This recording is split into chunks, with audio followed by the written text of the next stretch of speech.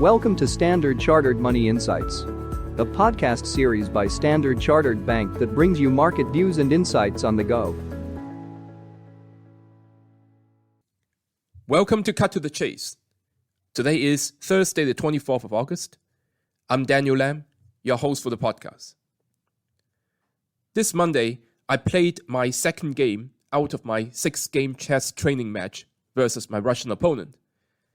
And unfortunately, I blew it again, offering a draw in a better position, which my opponent accepted. So I managed to score one draw out of the first 2 games, both of which I was either better or even winning. So I really need to hope for a better tomorrow for my remaining 4 games. For many investors, a better tomorrow is what they're looking for in Hong Kong, China equities. Since the false breakout at the end of last month, the Hang Seng Index has lost nearly 15% over the past few weeks, from intraday peak to trough. What may turn this around? Would it be monetary stimulus? Well, they have not had the desired effect over the last few years, i.e. to encourage companies to take on risk. In fact, companies prefer to pay down their debt rather than expanding. Prime and center of all these is the stress amongst property developers due to the slowing economy. And this may spill over to the shadow banking sector and the local government financing vehicles.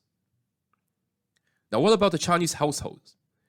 Their saving rate has remained high because presumably the households prefer to play safe and keep their money at hand rather than spending it. The central issue at stake in all these is the lack of demand in the economy. And the government seems to be the prime choice to step up and pick up the slack in order to stimulate growth.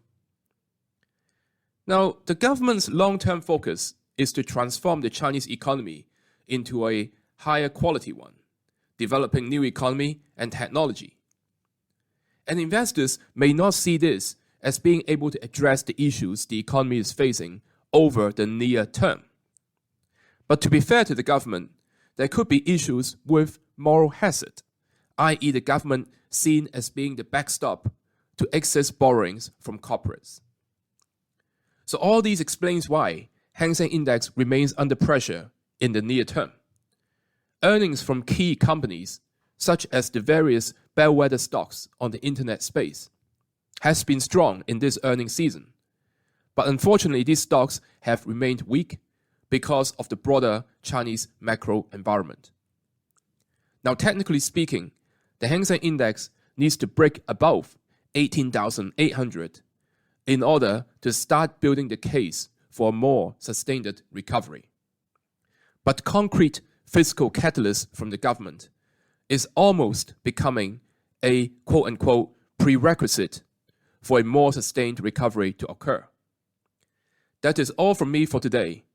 As always, if you enjoy this podcast, please don't forget to rate and like it. Thanks for listening, and we wish you a happy day ahead.